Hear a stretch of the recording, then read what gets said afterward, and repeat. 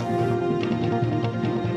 सत्ता संघर्षाबाबत सुप्रीम कोर्टाने दिलेला निर्णय हा शिंदे फडणवीस सरकार बेकायदेशीर आणि घटनाबाह्य ठरवणार आहे, अशी टीका उद्धव ठाकरे यांनी केली आहे। भाजपाचा विभत्स चेहरा समोर आल्याची टीकाही त्यांनी केली आहे। राज्यपाल पदच बरखास्त करायला हवं अशी मागणीही त्यांनी केली। पक्ष प्रतोद आणि अपात्रतेचा निर्णय ठरवण्याचे अधिकार विधानसभा अध्यक्षांकडे आलेत, त्यांनी लवकर आणि योग्य निर्णय घ्यावा, अन्यथा पुन्हा सुप्रीम कोर्टात जाण्याचा इशारा देण्यात आला आहे। ठाकरे गटाचे कायदेशीर मुद्दे।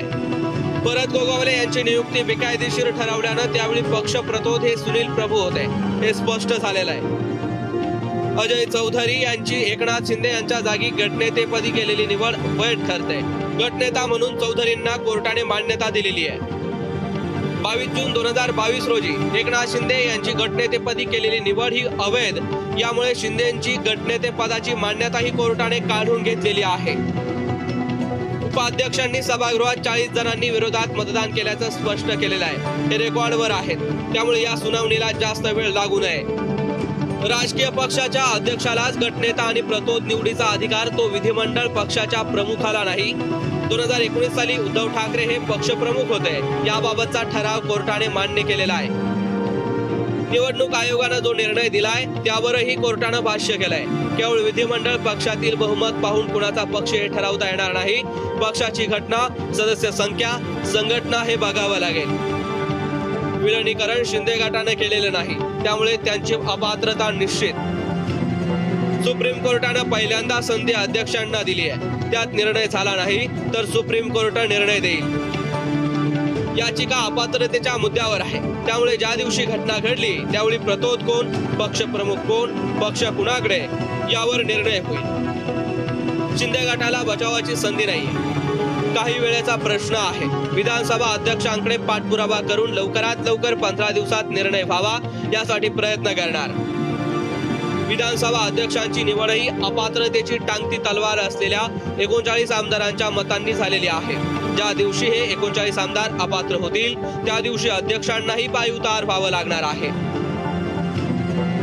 या सगळ्यात उद्धव ठाकरे यांनी राज्याची बदनामी थांबवावी, ही बेबंदशाही थांबवा, असं आवाहन करत सरकारनं पायउतार होऊन निवडणुकांना सामोरं जाण्याची विनंती पंतप्रधान नरेंद्र मोदींना केली आहे।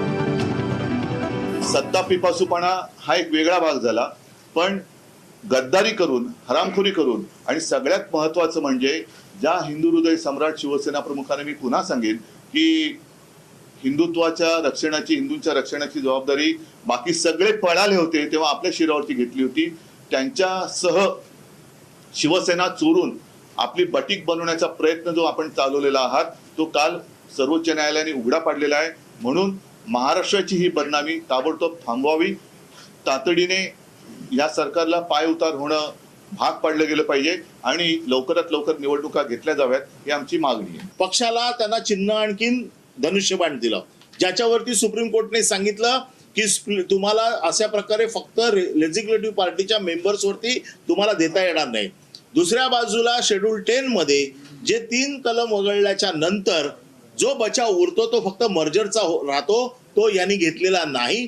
त्याच्यामुळे यांची अपात्रता ही 100% नक्की ठरलेली आहे, कारण त्यांनी जो केलेलं काम आहे पक्षाच्या विरोधातलं हे जवळपास सिद्ध झालेलं आहे। ते खूप मोठे वकील आहेत अनिल परबजी, त्यामुळे आता ते काहीही दावा करू शकतात, उद्या आणखीन ते काय म्हणू शकतात।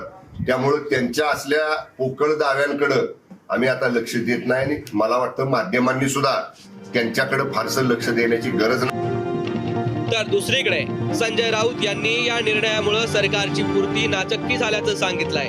3 महिनेच केवळ हे सरकार पदावर राहील, हे बेकायदेशीर सरकार आहे, त्यामुळे सरकारचे आदेश पोलीस आणि अधिकाऱ्यांनी पाळू नयेत, असं आवाहनही त्यांनी केलंय। या शिंदे गटाला आणि त्यांच्या सरकारला